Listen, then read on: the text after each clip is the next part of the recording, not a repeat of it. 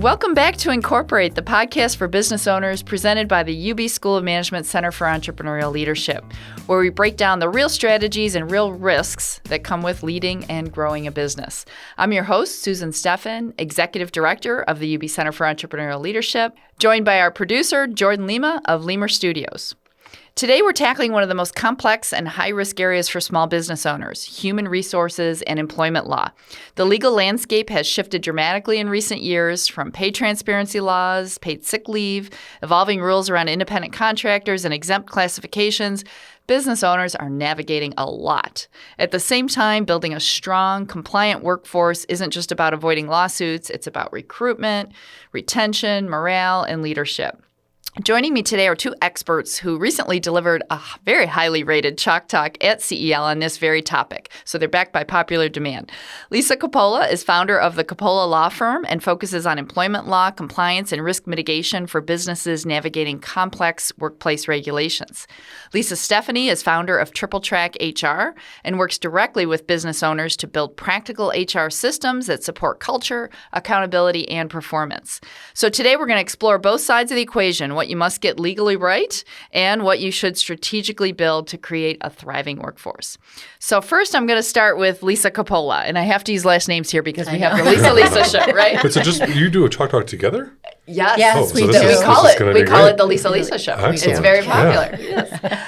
So, Lisa Coppola, how would you describe the current employment law environment for small businesses, especially here in New York? In New York. Well, so what we all know to be a truism is New York is a very employee-friendly state.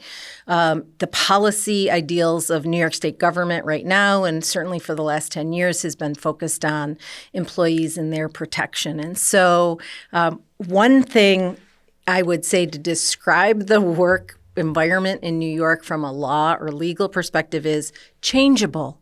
We keep seeing either new laws, we call them statutes, or new regulations that apply to businesses, and sometimes they apply to businesses as small as having one employee.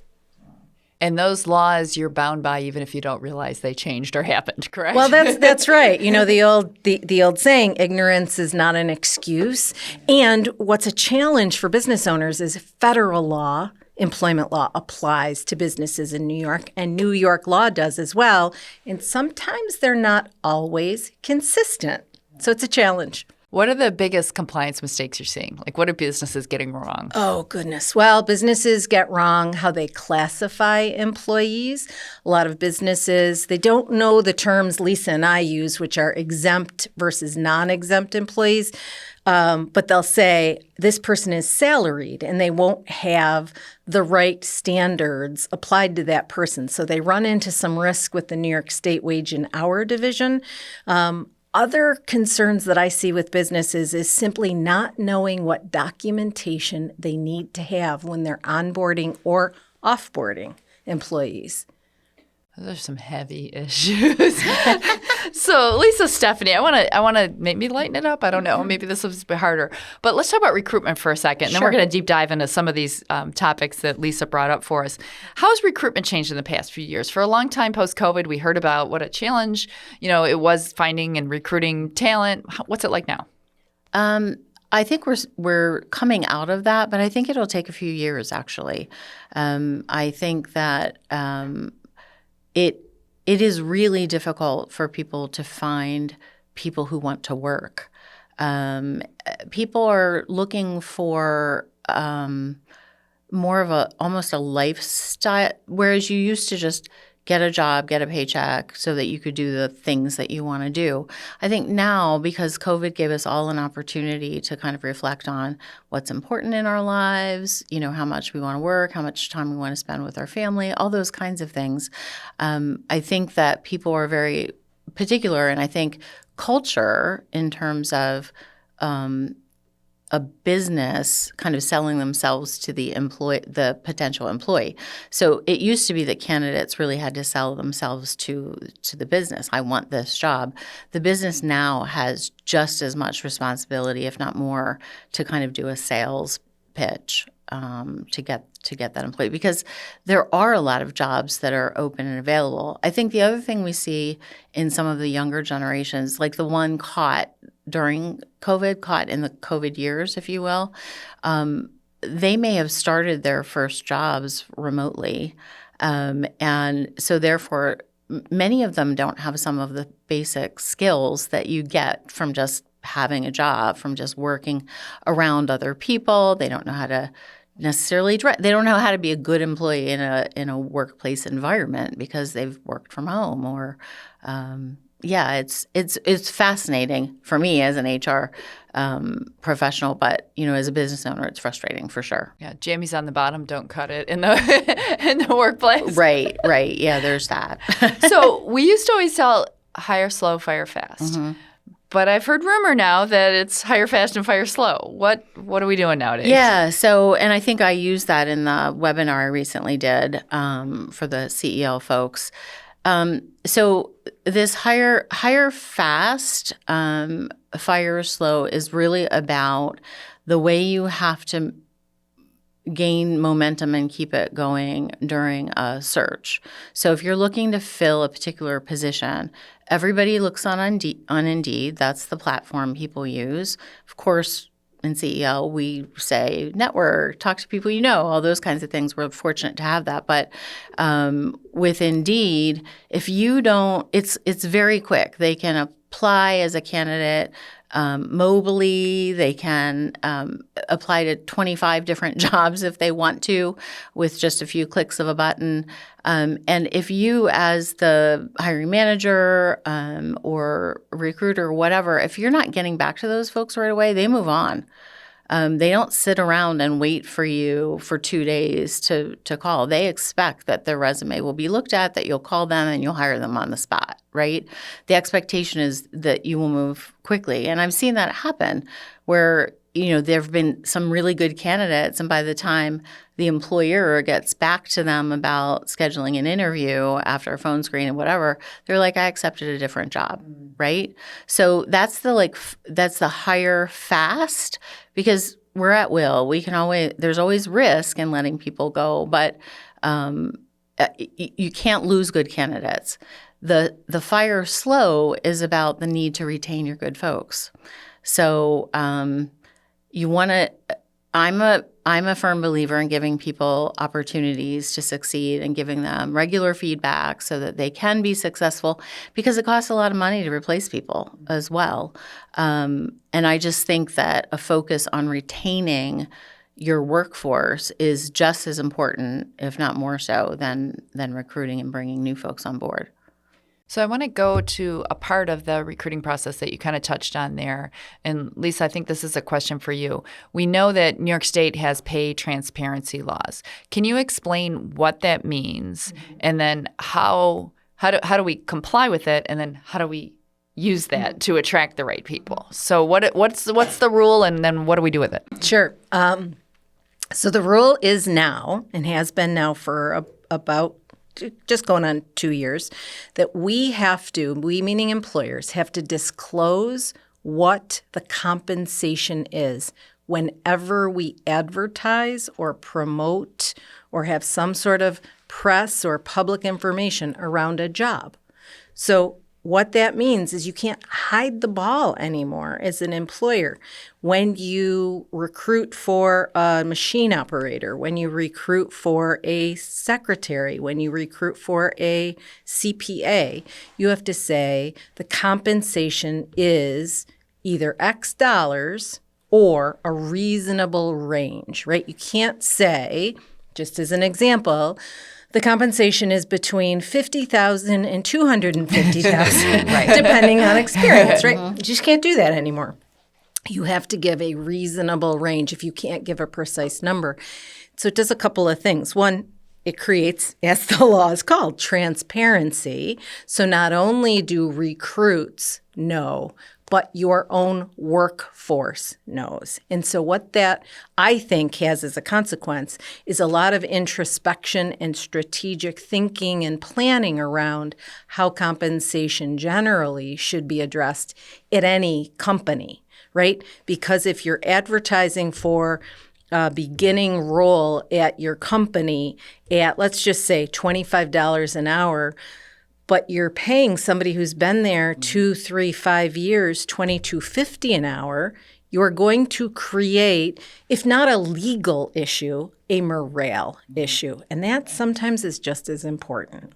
Well, and as markets change, right, and as inflation happens and those hiring, what you have to pay to get somebody goes up, very often the current employees their raises aren't necessarily keeping pace with that. So it's certainly an opportunity to create a lot of angst. So Lisa, looking at you now, how do you, knowing that pay transparency is a thing, how do you use it to your advantage, or how do you manage maybe the potential landmines here with it? Yeah, I think that the Pay Transparency Act also created a situation where candidates either throw their name in the hat on Indeed for those higher paying jobs and they're really not qualified, or it helps to cut the pool of candidates out a little bit. Like, I don't want an $18, I want 22, so I'm not going to apply to jobs that are – I'm not sure in terms of algorithms and what Indeed does in terms of how they push everything out.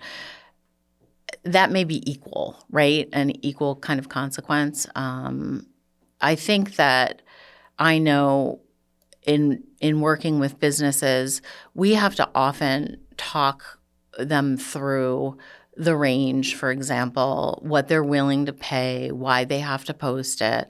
And then also, let's talk about your current folks. Would you anticipate this, being a problem for anybody you have to assume, A, that your employees talk. Everybody does, right? And you can't tell them not to. And you have to assume that they're going to be looking at Indeed and see postings and things, because it's so easy. It's everywhere. Everybody has a phone. They have wait time. They'll look. Yeah, so the days of assuming that people don't know what each other in the office gets paid are over. Gosh, no. Yeah, right. Yeah. And if I could jump in there, can I jump in there for 1 second? Because there's something I think business owners don't generally know, and that's exactly what Lisa said.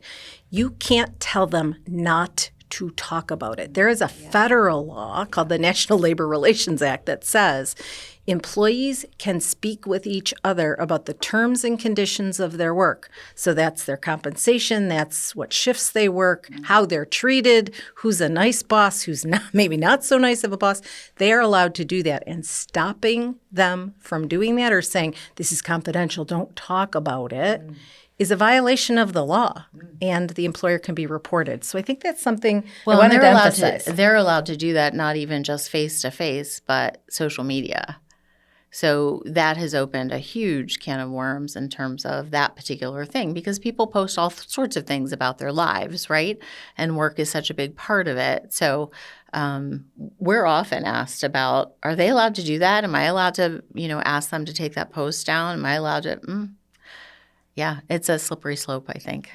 So with the range, your example was a pretty gross range. Is there an actual legal percentage or something? How does it define it? Or is it just reasonable range? Right. It would be so great if we had some regulations around this. Yeah. Not to throw New York State Department of Labor under the bus. Love you guys. But there isn't. So it's that old term we lawyers use. It has to be reasonable. Sure. Right? Yeah. Which is difficult to discern sometimes. So there's a big difference between $50,000 and $100,000, but I could see that being a range. Mm-hmm. But are employers using that high side of the range to sort of pull people in? Is that the game, or what is? So they have to be willing to pay that. Sure. Right? Yeah. So you don't want to have them put something down that's just to pull in the top candidates. Because you still want to pull in a pool, right, of people. But also, you can't bring people in and then say, oops, we didn't really mean $250,000. This job pays. The other thing is we're doing a lot of compensation studies, which we've never done before for clients, where you just check in on particular positions in the marketplace in Buffalo and similar organizations, et cetera, so that they're looking to see whether they're on target. Is this what I should be offering? Is this what I can continue to offer? Will this help me keep my people? I have this new position. What do you think we should offer? So there's a lot of talk that I don't think was there for a long time. So if they post a range that seems reasonable, it's a $50,000 to $60,000 range, and then you get down to a final candidate or two, can they still negotiate above that? Yes. And that's still allowed? Yep. Absolutely. So Yeah, if somebody there's says, wiggle I room. want, 62, I'm leaving another job and, I have to drive for, like, whatever the negotiation is, you certainly can do that. Or if it's a particularly difficult role to fill, right. right?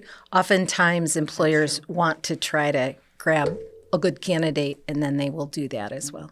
I want to stay on recruiting for a second and talk about screening. So what are the pitfalls? So we put together a job description or a posting, whatever it is. We put it out on LinkedIn and on Indeed.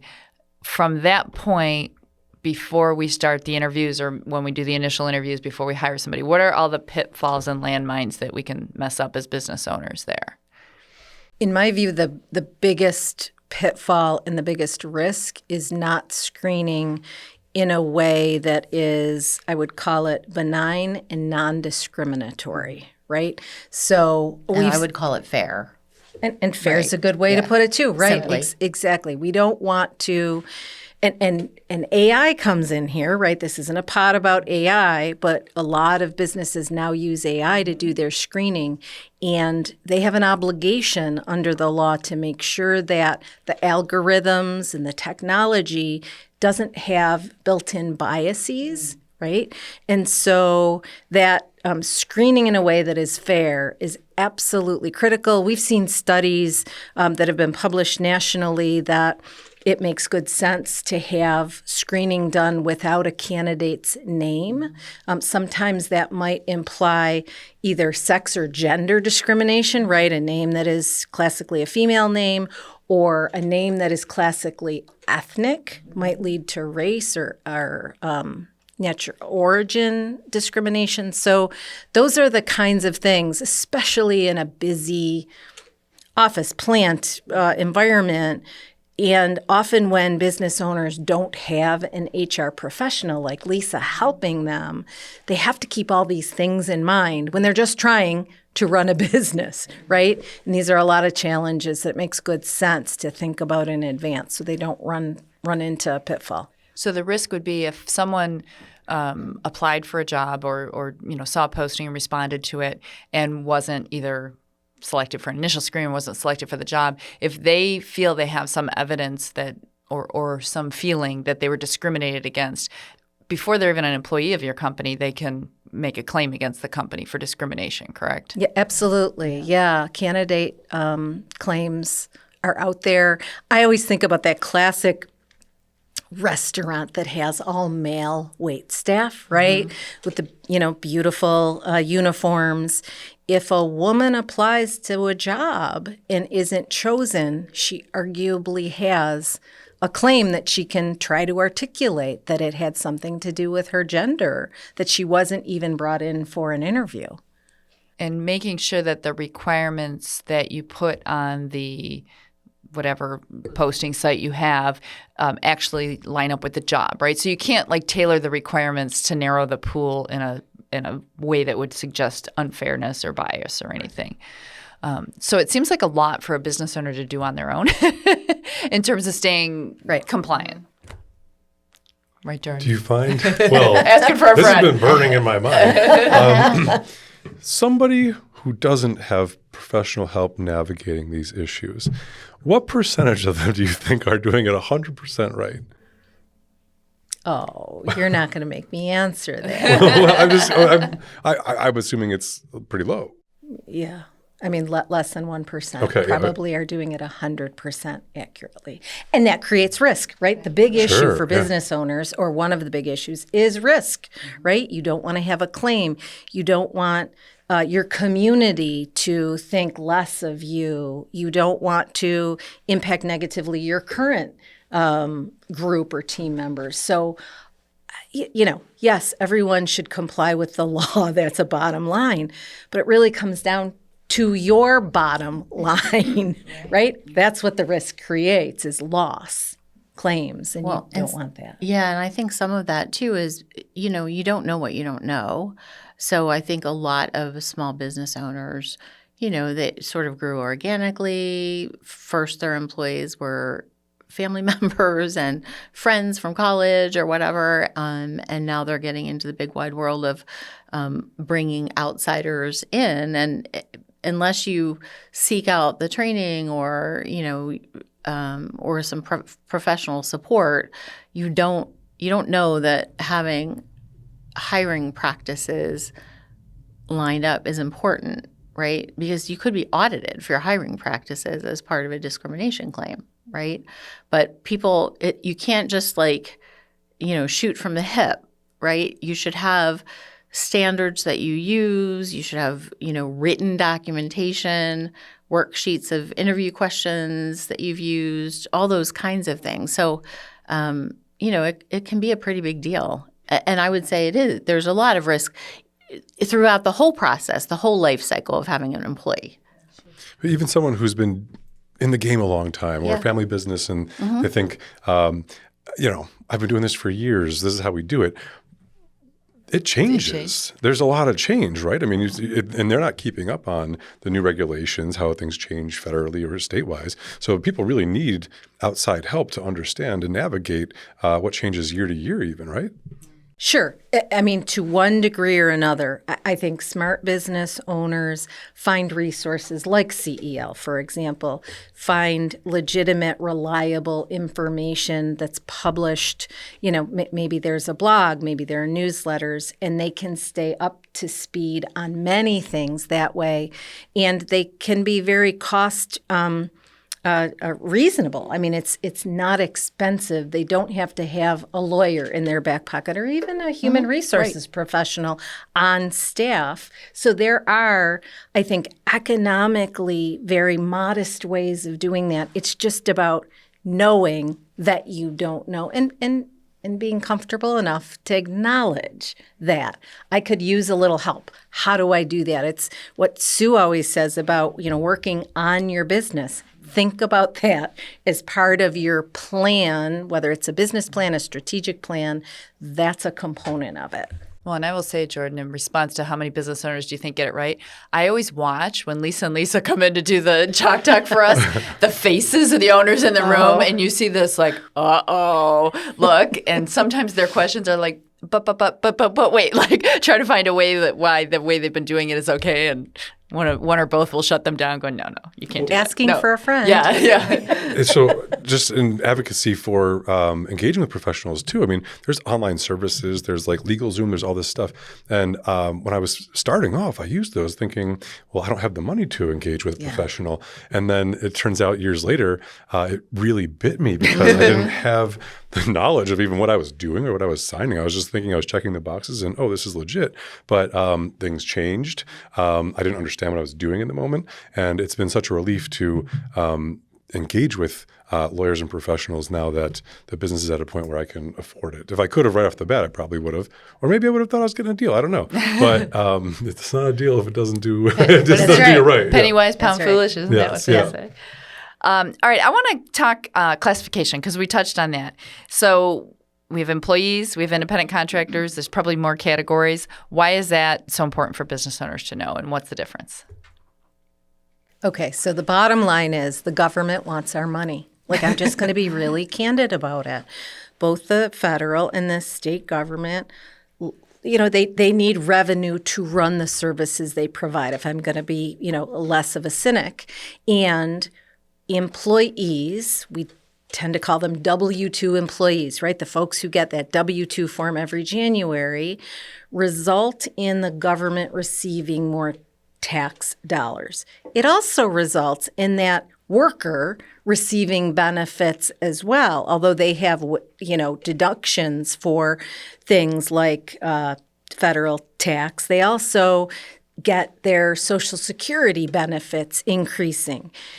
What happens when employers or companies have workers, and I use that term specifically, workers who are independent contractors, they don't have that tax burden. And they don't have a lot of the regulatory burden that comes with having W-2 employees as workers. And so it seems less costly. It seems more efficient. It seems like a good gig. It does, Yeah, doesn't it does. it? Yeah. And it can be a good gig so long as that company and its workers meet the test for independent contractor. And there's a pretty darn clear test.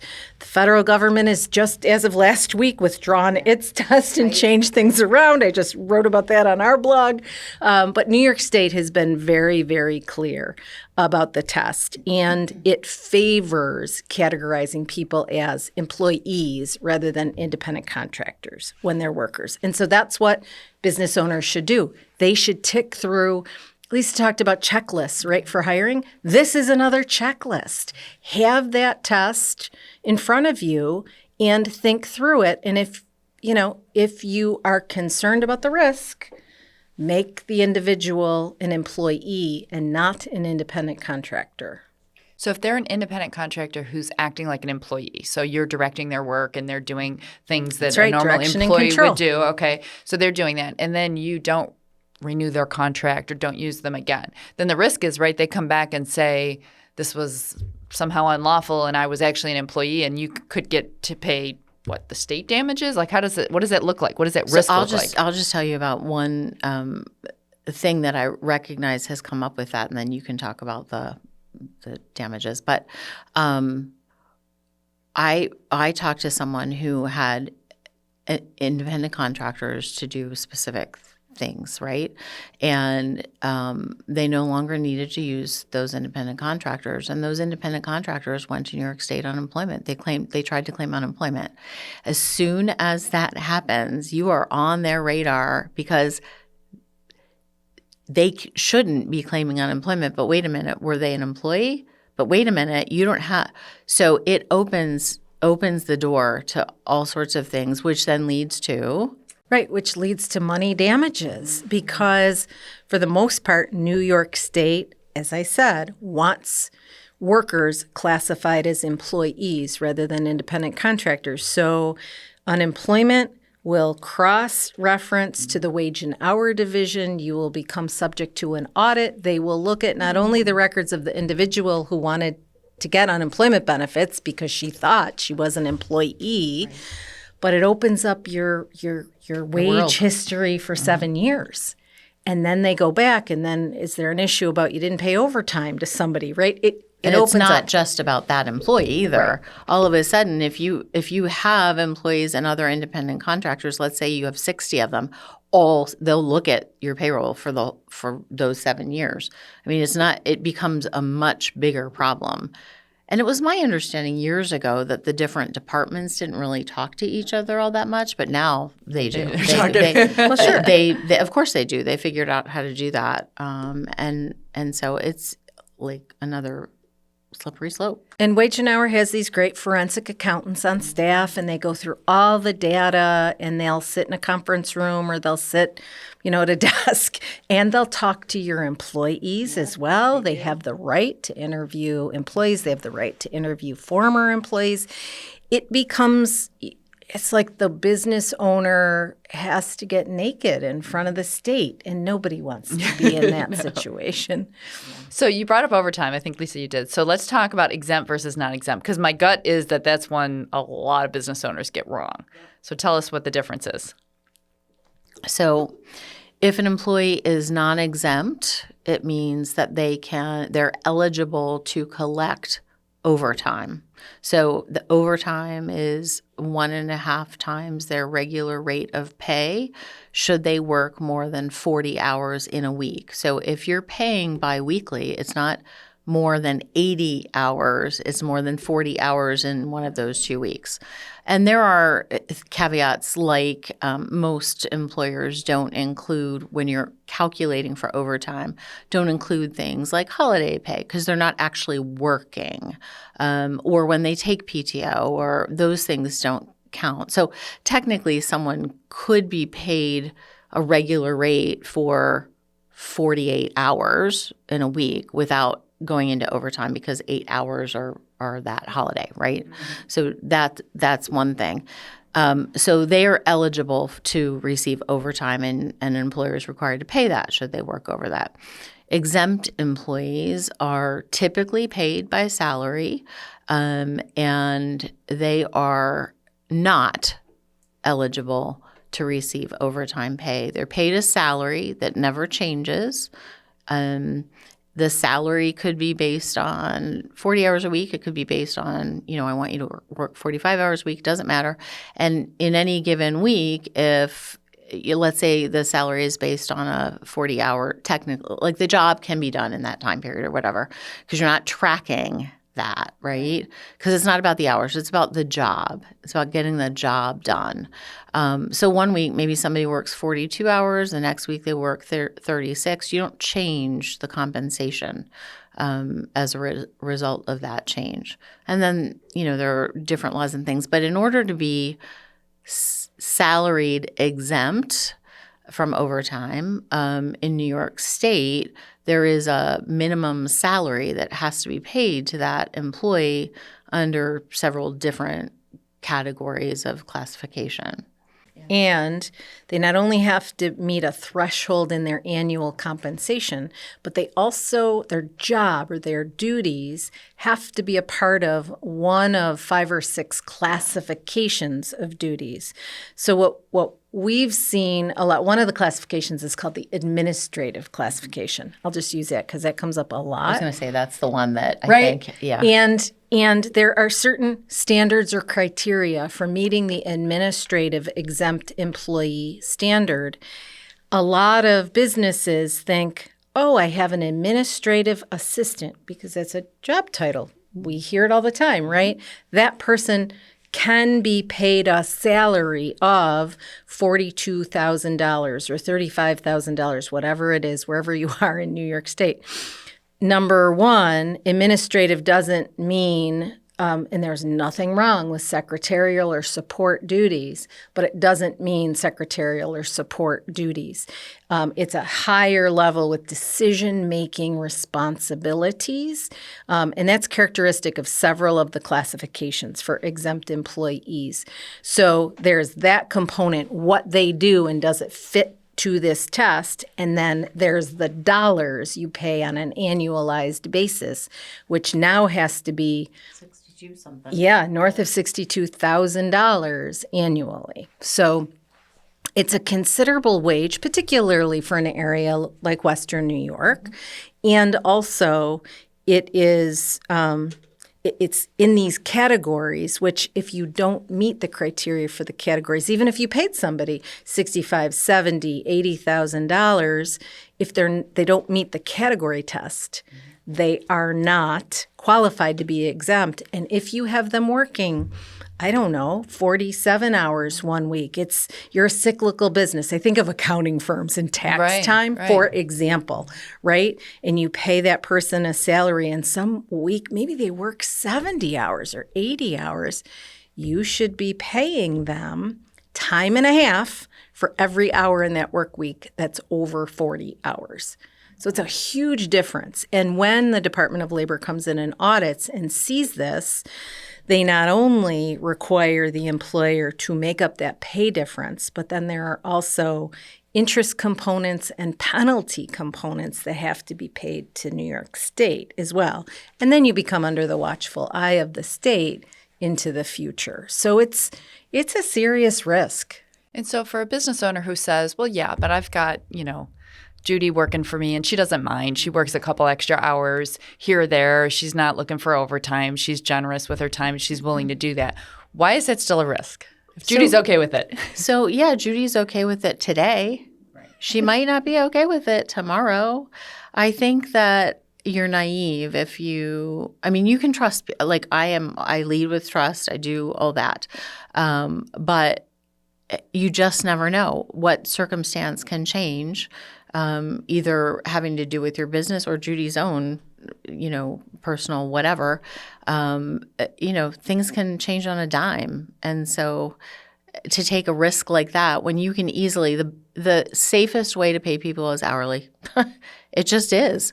And I also think that, a lot of small business owners say, well, all my folks are salaried because that's just easy, right? That I just don't want to deal with, right? Payroll and et cetera. But doing that, because many of them that also don't fit the classification, the exempt status, all that kind of stuff, then we've got to talk about, well, if you're paying them a salary, then you have to pay them.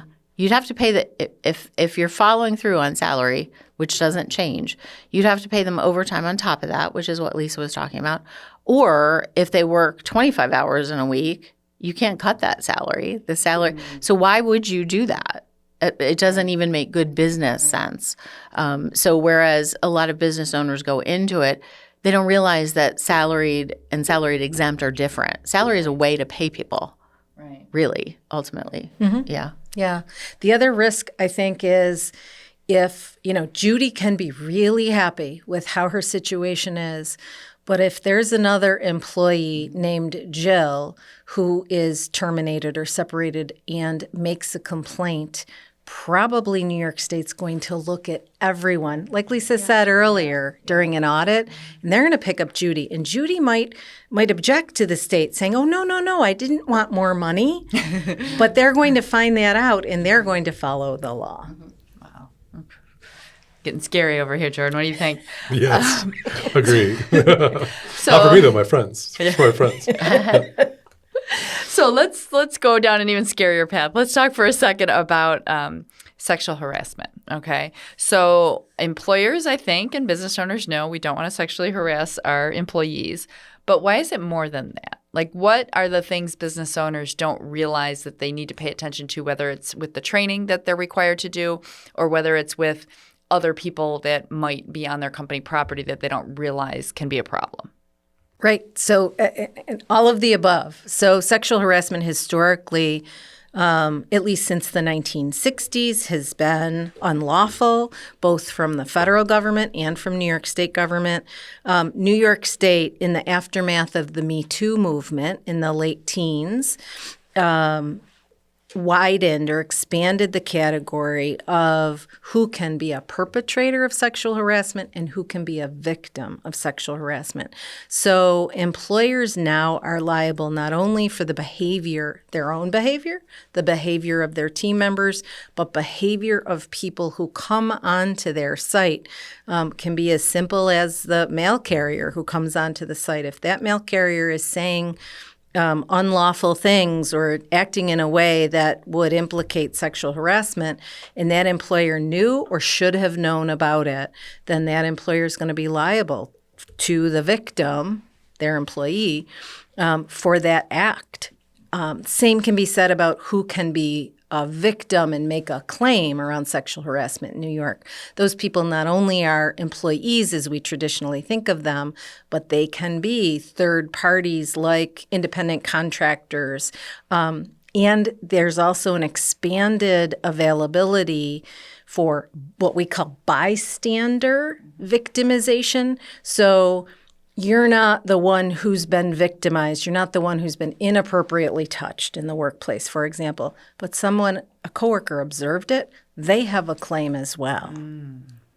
Okay. In the case of the mail carrier, like you were saying, someone coming onto your property, pardon me, what is the business owner's obligation or path for making complains to the mail what do they service? do? Yeah. Is it that they, speak to the mail carrier? Is it that they file a complaint with the post office? Like, what is the plan of action for that? I mean, I said obligation, but I think really, what do you do? Because I think people, in a lot of cases, would want to do something, but don't know what's the standard. Yeah, I would say all of the above. Yeah, I think that's true. I think ultimately, as an employer, you have an obligation to make sure that your folks are working in a safe, happy workplace environment. And let's not use the post office because of the like that, but let's use like the rug guy who comes in and does rugs or whatever. if you as the employer see that happening, or the individual at the front desk or whatever comes to you and says, like, he always does this and it says this and I'm super uncomfortable and he comes on Tuesdays and I hate coming to work on Tuesdays, all those things, it's leading you down this path. And so I really think that you have an obligation to, what I would do as a business owner, I would call the company and just say, because you also don't want to set up some sort of retaliatory thing where the same guy comes in and is like horrible because he's been talked to or whatever, right? So, and you might disagree. So feel free. I would call the company and just say, this is who I am. You've been our vendor. We still like the service. I need to request a change in because of this thing and get somebody new. The rug company is an interesting example versus the post office, and thought because it's a private private entity. They're not like tied into like things. Yeah, I think it would be pretty layers. easy to say, oh, we're not working with that company anymore, or call the company and say, is there anyone else that could come out? Sure. Because I agree with you. It would be pretty weird to have that person be spoken to and then have them come back, and then the interaction is still happening. But the person who's been harassed is going to be on guard. It's going to be a problem. Right. But the post office, you don't really dictate; they just come. So I guess I don't know and I don't want to have it be weird about the post office, but it's a thing where it's just the service. Yeah, I love the post office truly, but just that's a thing where, or I guess any service, water department, someone has to check the meter, and the meter person's weird. Anything where you don't really have control over that arrangement. It's just the utility. Jordan, what about a client? Well, yeah. I mean, right? Yeah. So think about all of the permutations of these relationships that can be so difficult for the business owner, right? Whether it's you don't really have control over that third party, right? If it's the rug vendor, or the cleaner, even the person who shreds the paper once a month, you could probably build into your contract with them that they make sure all their employees are trained on sexual harassment prevention, right? And they certify that to you. And if it's somebody, however, where you, as the business owner, have a vested interest in their coming out, whether it's the shredder, of course you want your paper confidentially, destroyed, or a client that is providing revenue to the company.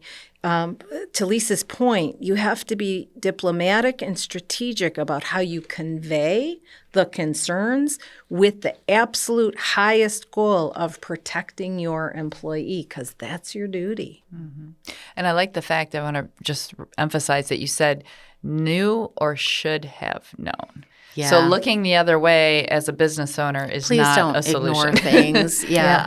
Anything. I mean, in terms of bad behavior in the workplace that can morph into some harassment or discrimination, bullying, all those kinds of things. Don't ignore that. It's not going to go away on its own. And we're like a conflict-averse kind of society, I think, for the most part. But there are ways to handle it. You can get some support to do that, but don't ignore it. So I've got a million questions. I feel like we could do a 2-hour podcast here. Of the things that we've talked about and the things that we haven't, what do business owners, like what message do you want to send to a business owner? Like, stop doing this because I see this coming up all the time as being a problem, or start doing this because you're not and it's a problem. What are the key things that we haven't talked about that business owners get wrong? Onboarding, one of the things business owners get wrong is they forget to do the necessary paperwork. Mm-hmm. So one of the things we're seeing now is a heightened attention paid to immigrant status. So the I-9 is a federal form that every new hire must complete, and the business owner or manager must also complete, and that certifies the individual has the responsibility and the power to work in this country. So an I-9 form is very important to complete, and you have to have certain categories of identification from the new hire to show you so that you can say that person is authorized to work in the U.S. That's a big one, and those documents need to be retained and kept. And even when the person departs, those documents need to be kept. One great tip for our business owners is don't keep I-9s in personnel folders, because when the federal government comes in, if they do, to audit, you would have to give them all of your personnel folders because the I-9's in there as one of the 25 documents for the last 3 years.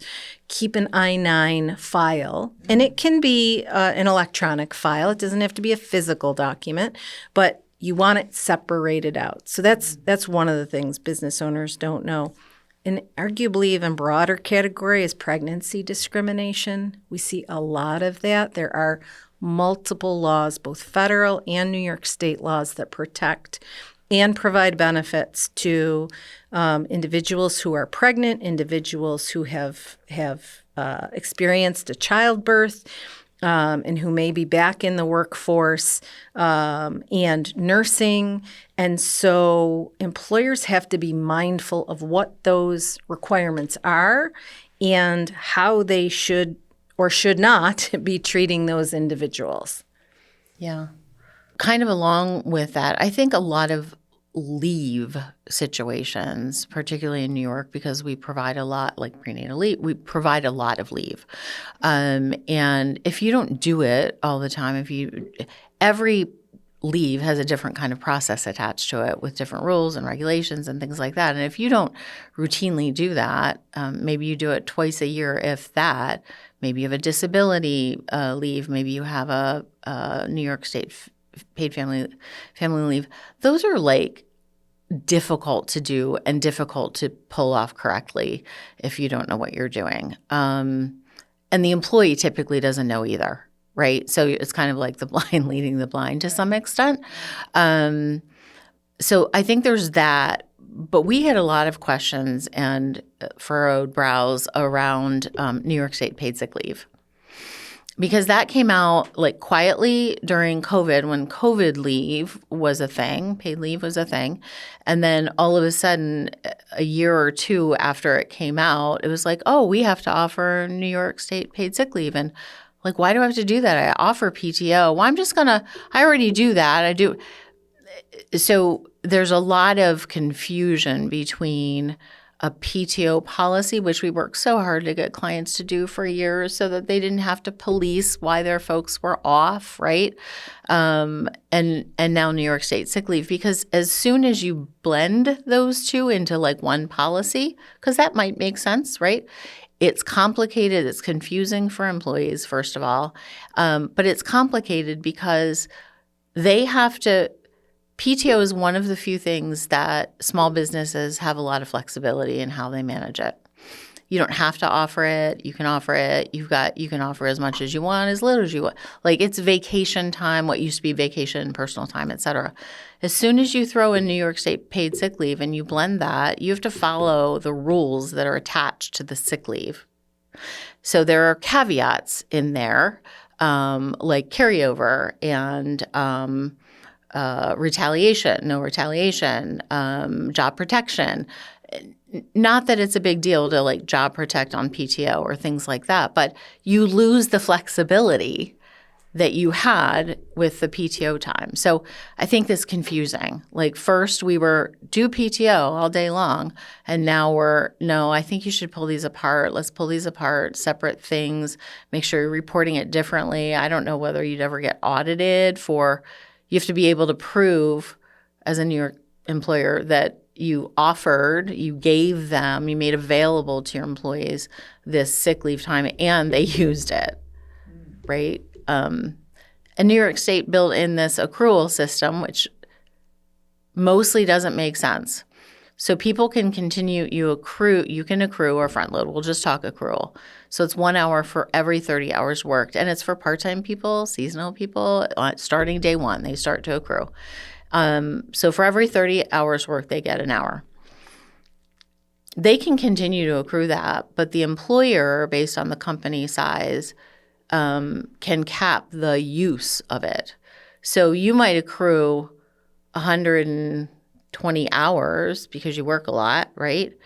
But you're only allowed to use 40. So the rest you roll over, so they have it in the beginning of the year to use, but ultimately they can just use 40 or 56, depending on the size of the company, and they'll just see their hours accruing.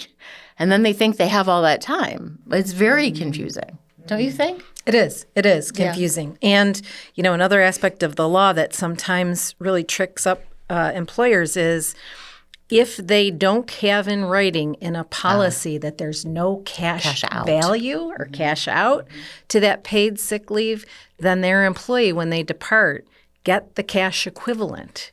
So same for PTO as well. Right. Yeah. We always Department of tell Labor our clients. is really. So is that why people are doing the, free for all, as much vacation as you want kind of thing? You see that in a lot of companies now. I don't think so. I think that originally was driven by morale. Like, I trust you so much and you're going to be so much more productive and please thank you so much and that kind of stuff. Studies show that people who are given unlimited PTO don't use it. That's what I've heard. People take less, actually. Yeah, people take less because it has to match your culture. So if your culture is, oh, no, you stay here, you do the thing, we have so much work to do. If that's the culture, people are afraid to use unlimited PTO, right? So I haven't really talked to anybody who uses that successfully. Have you? Yeah, I have. Yeah. And it takes a special workplace with a culture that honors value versus putting in time. FaceTime. Yeah. I see it working better in professional services environments than some other environments. But I agree completely that having the mixture of PTO and paid sick leave, and even in the smallest companies when that nomenclature paid is wrong, because in the smallest companies, they have to give sick leave, but it doesn't necessarily have to be paid. They don't know that they have to do it. And when we say small company, we mean, is it 4? 4, yeah. So 4 employees, and if, an owner pays herself as an employee, so that's, 1 plus 3 more, they've got, in a company that small, as long as their annual revenue isn't over $1 million, annual gross revenue, they have to give 5 days or 40 hours to each of those other employees at their place. And that can be very difficult in a small environment. The culture online and the meme about unlimited time off is it's like, yeah, it's unlimited, but you better not use it. Yeah. People think it's a trap. Yeah. It's like, so it makes you uncomfortable to use it. Right. I see what you're saying about it being the culture of the company. Yeah. But almost by not having a limit on it, you think like, well, what can I do? It might be advantageous to have it be clearly defined so you don't feel weird about taking too much time compared to off. where somebody says you have 4 weeks, you're okay, I'm going to take my 4 weeks. You feel entitled to it, Yeah. Okay, so we are running long because it's such a great episode with so many good things to talk about. So I want to ask kind of a closing question here. So if we have a small business owner who's listening to this today and they're like, okay, this is kind of overwhelming. There's a lot going on, a lot of things I'm not doing or paying attention to, and they want to take one first step to reduce their HR risk, what should they do? Just one step. Employee handbook, mostly because there's a lot of messaging that employers have to do to be in compliance, both on the federal level and the state level, and you might as well just throw it into a handbook. No one reads it, by the way, unless you can't fall asleep at night, but you put it out there, people sign off on it, and it's really meant to be a working document. People will look at it when they want to know, like, who they have to call if they're sick or how much PTO they got or, things like that. But, they're not going to read through all the policies. But I do think putting a handbook in place and having it rolled out to employees verbally as well. So what I like to do is highlight the things that are most important for the employer to have the employees know so that they hear it, and what are the most important things the employees want to know about their total rewards, their compensation, their workplace. So I think that's a really good place to start. Right?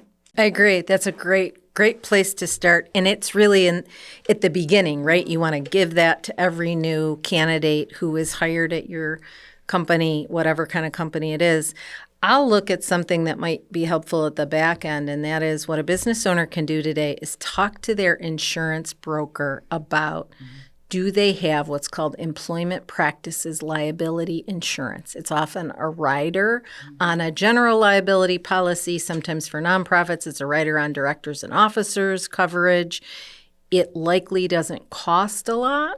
However, if there are certain kinds of employment-related claims, that insurance steps in to not only pay for the lawyer, but pay for any damages. Just like we all have auto insurance, God forbid, we're in an accident, we have an insurance policy that covers us. I would say That's that great is advice. a quick Absolutely. and dirty thing to do. Because it sounds like it's so hard that the chances are everything's not going to be 100% right? Jordan, you feeling good about your status as an employer now? Yes. Yeah. Well, no, because it's actually through the CEL program and through years of exposure to this, there is a lot that I saw as blind spots that we've tried to address over the years. And, I'm maybe in that less than 1.1%. I bet you are. Maybe. We don't know for sure. We can't tell for sure. We're just a maybe. But in reality, it's nice to know that there's help out there and there's great resources. And thank you so much. Yes, Lisa and Lisa, thank you so much for this encore performance, we'll call it, of the Lisa Show, and helping us to understand compliance and culture, and that the two do have some interplay and reinforce each other. For business owners, remember, HR isn't just an administrative function. It is literally a leadership responsibility, a legal obligation, and if you do it right, it can be a strategic advantage for your company. So if you enjoyed this episode, please follow our show, leave us a review, share it with another business owner who could benefit from understanding a little bit more about the risks and opportunities in today's workforce landscape. I'm Susan Stefan, and this has been the Incorporate Podcast. Until next time, keep learning, keep building, and keep leading well.